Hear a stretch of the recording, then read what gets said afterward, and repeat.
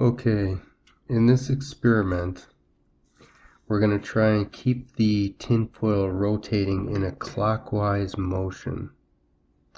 Now, I've been doing this for about 30 minutes already, and every time I mention clockwise, it starts spinning clockwise already. Now, part of me wonders, maybe this is just a temperature difference in the environment that's causing the rotation, but there's too many circumstances where I say clockwise and it stops and turns clockwise, which is kind of odd.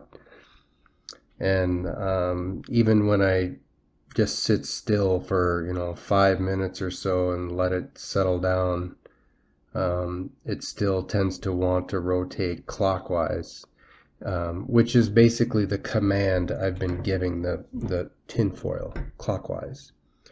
And so as I focus energy, that's like the command I'm giving along with it. I was doing this with 2 hands. Now I'm going to try and do it with 1.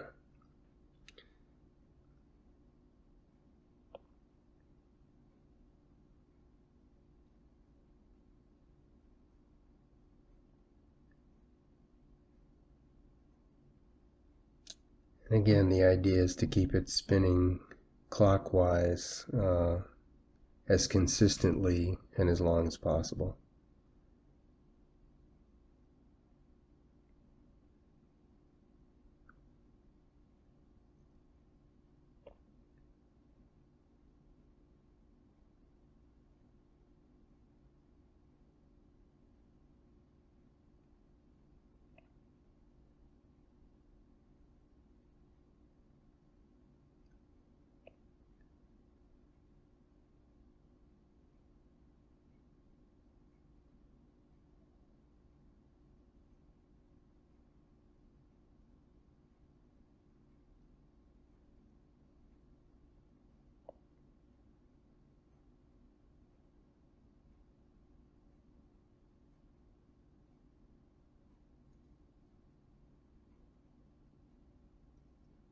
Okay, so I stop and you see it wants to tinker a little bit counterclockwise, and basically what I'm doing here is pulsing my hand up and down, and I can feel energy as I'm pushing down just slightly. It puts a certain pressure turning clockwise, and when it starts to want to go counterclockwise, I pull my hand back up, which creates kind of a vacuum, maintaining the circular motion clockwise. So that's kind of what's happening there.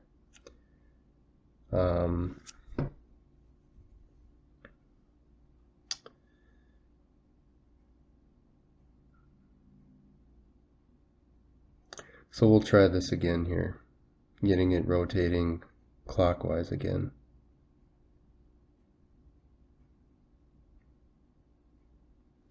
I'm gradually moving my hand down into place because there's a certain sweet spot with the energy where I can feel a certain pressure, if you will. It's like a barometric pressure.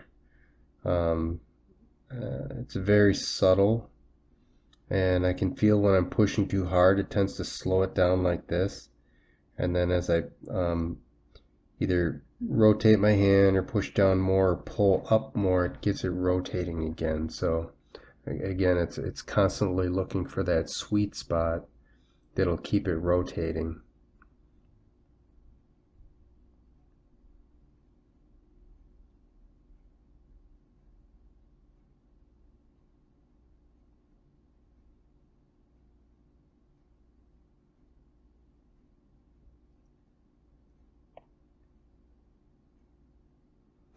Interestingly enough, I noticed that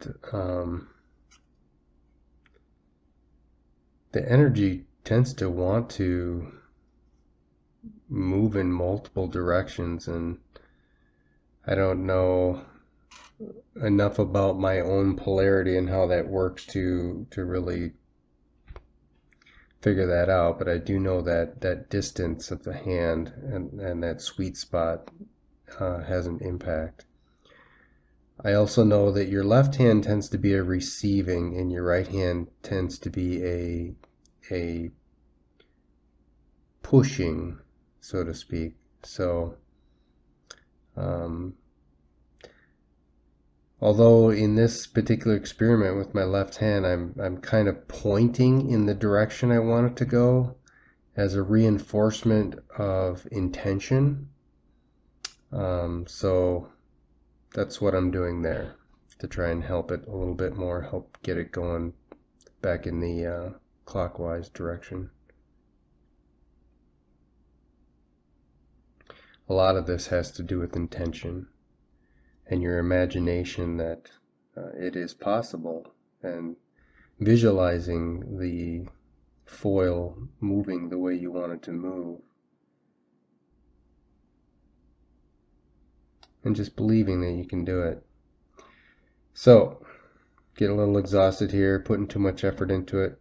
Okay, in this example, this is a subsequent video to the last one. Now I'm going to use both hands and watch how much faster the foil rotates in a clockwise motion.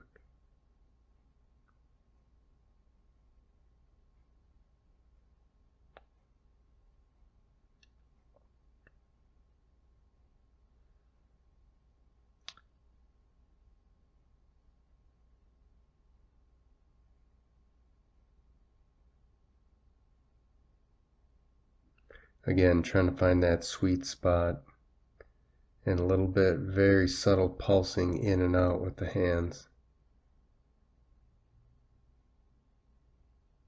I'm actually resting my hands on the table, which I probably wouldn't recommend because you're kind of cutting off energy flow to your hands by doing it, but my arms were getting tired. And it still works, as you can see. Okay. So, been doing this for a little while. Getting tired. There it goes counterclockwise. Let's get it going clockwise one more time.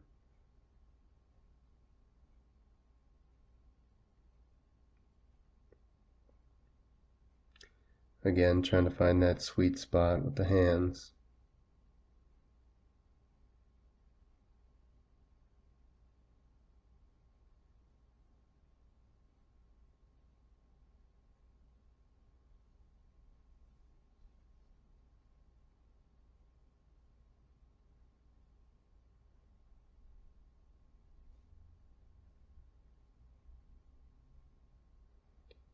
And it's real easy to lose that sweet spot, so you gotta do your best. A lot of it has to do with your intention. And really getting a feel for the tin foil, so you and the tin foil kind of become one. I mean, you're working with it long enough that there's an energy exchange, and what your intention is, it tends to pick up on that and work with you. So it's again, it's very subtle. But if you play around with this, you'll start to feel it. You'll start to notice something.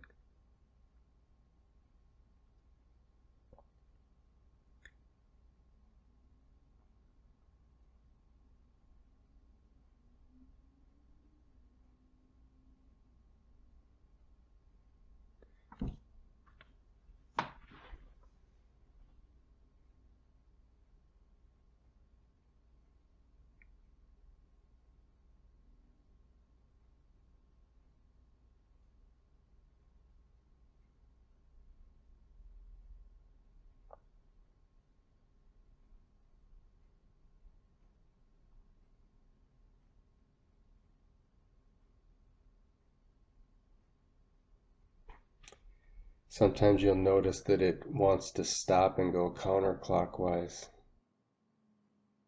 And I'm telling it to stop and go back into a clockwise direction. And once in a while you'll see it kind of abruptly stop, and that's when I'm telling it to stop, and then it goes right back.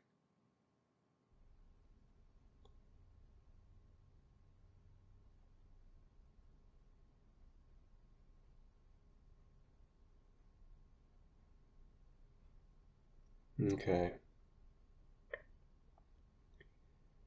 So getting a little exhausted, putting too much effort into this, and this really requires no effort at all. It should be as effortless as possible.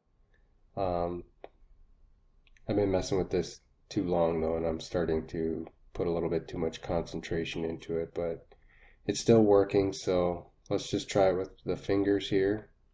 And here I'm pushing energy out my right fingers towards the foil and pushing energy out my left fingers towards the foil. So it's kind of keeping it, using my fingers as magnets. So as the corners come by, it's pushing it. At least that's my intention.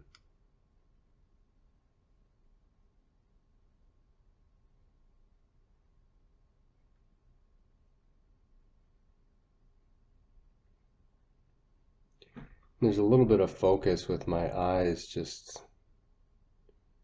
sort of almost communicating to it, telling it what I want it to do.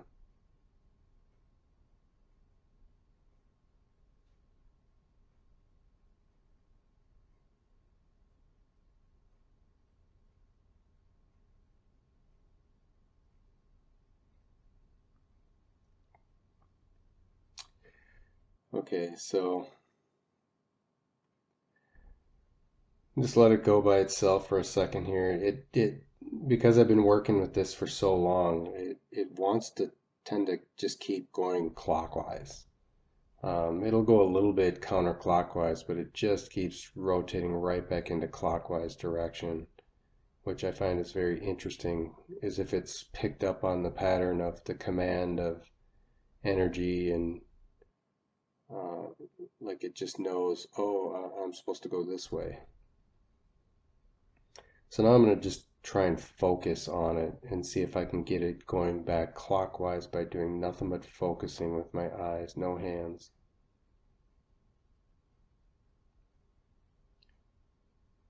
It's a little more difficult, but it's not impossible.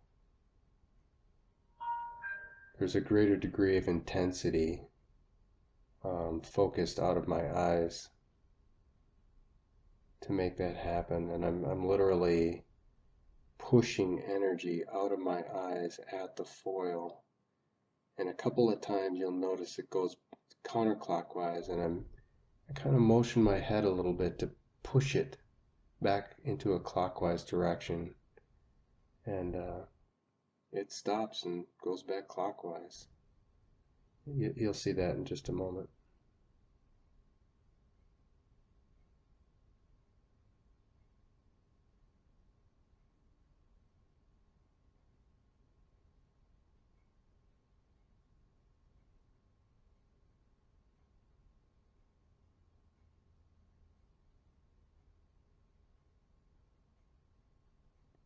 Again, when it stops, I tell it clockwise.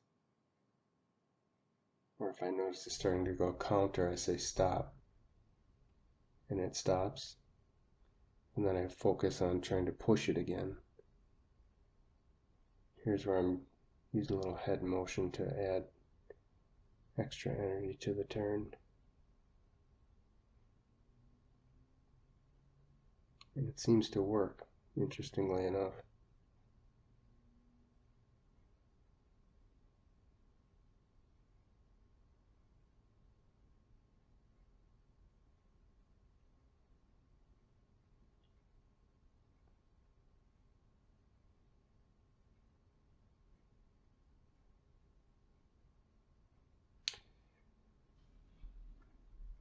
I'm guessing here, but the more time you spend creating a relationship, so to speak, with the foil, just interacting with it, the more it seems to respond to what you want it to do. Kind of like a relationship with a human being, you know, the more you interact with them, the easier it is to get them to respond in a, not in a manipulative way, but when you have a relationship, there's a willingness to respond to each other in a cooperative manner. So I think there's something similar to that going on with the foil.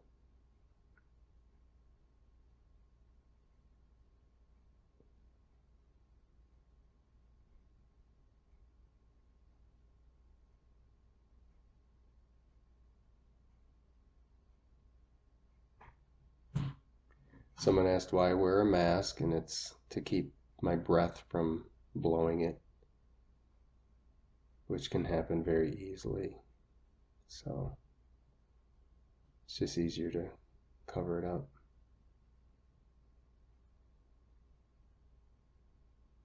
There again, you saw head motion and how much that affected the reverse direction.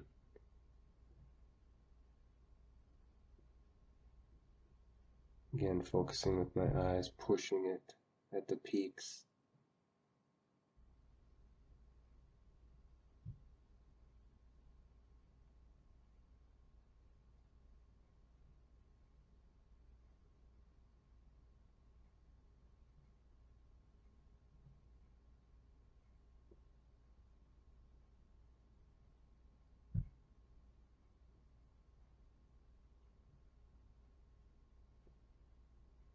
It's almost like the tinfoil is being playful.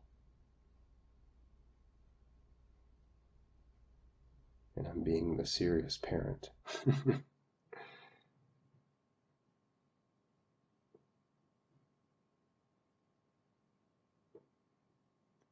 Alright, good enough. Thanks for watching.